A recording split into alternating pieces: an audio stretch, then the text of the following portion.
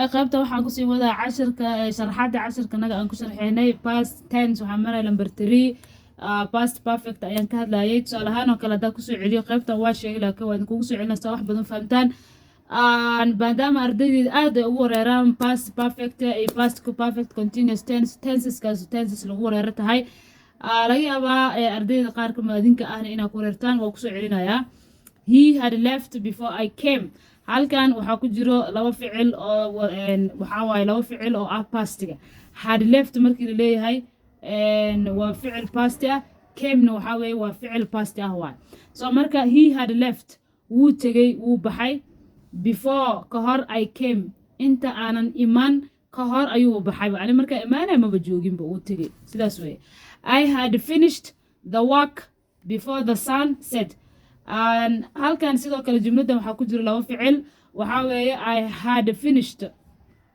finished waa ficil before the sunset qoraxda inta dhicin waa ficil kale waaye ama waa action kale so I had finished waan dhameeyey the work shaqada before the sunset qoraxda intayna dhicinba dhicitaanka qoraxda oo ficil ah intuuna dhicin aniga shaqadayda waan dhameeyey halkaasna waxaa waaye waxaan isticmaalnay past perfect tense ayaa isticmaalnay had finished markaa leenahay waa past perfect ayaa isticmaalayna alright she had cleaned the room before the visitors came iyada she had cleaned halkaas sidoo kalena waxaa ku jira laba ficil oo past ah cleaned iyo came waa laba ficil oo waqti hore dhacay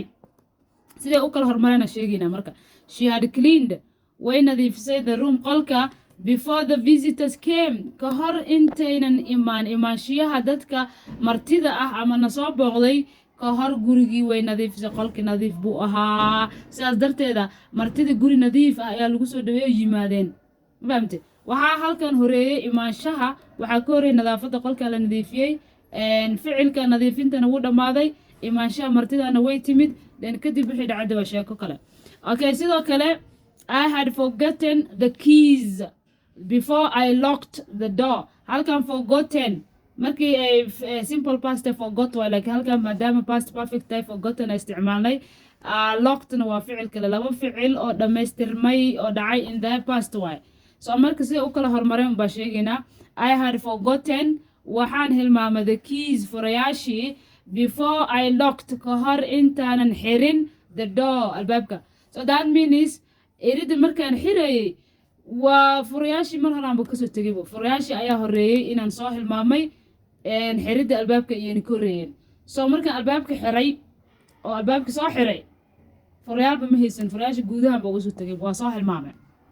sidaasay marka labada ficil u kormareen soo hilmaamka furayaashii in laga soo tago ayaa ka horeysay in albaabka la xiro so ani marka albaabka xirayay furayaasheeda waanba hilmaamo waaba kasoo tegay maba wadanba alright tan waxaa waaye she had prepared lunch before the children came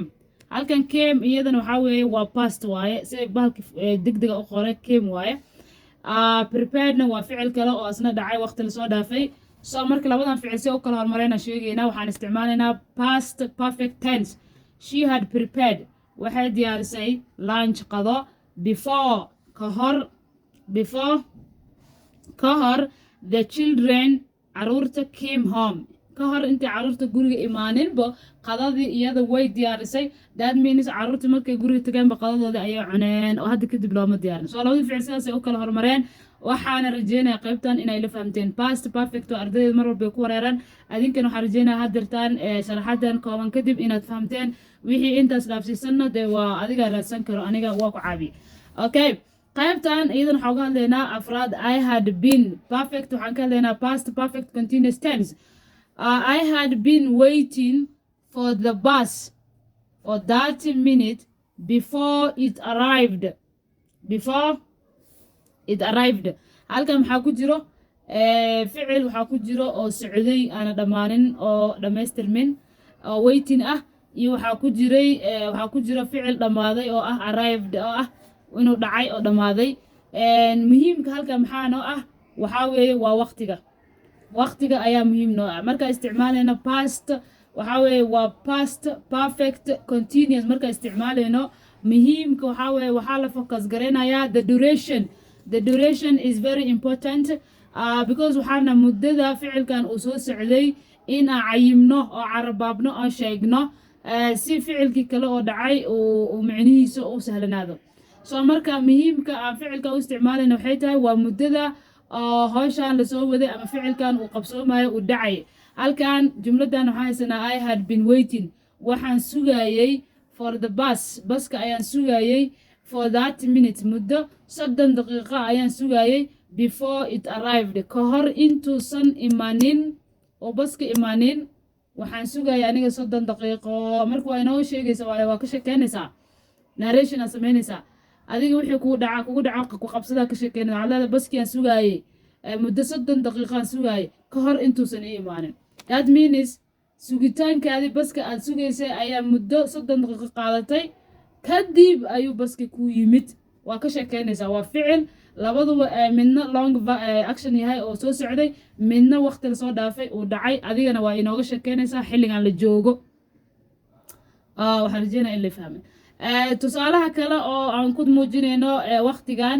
waxa weeye they had been arguing for days before they solved the problem halkan waxaa ku jira long action they have been arguing way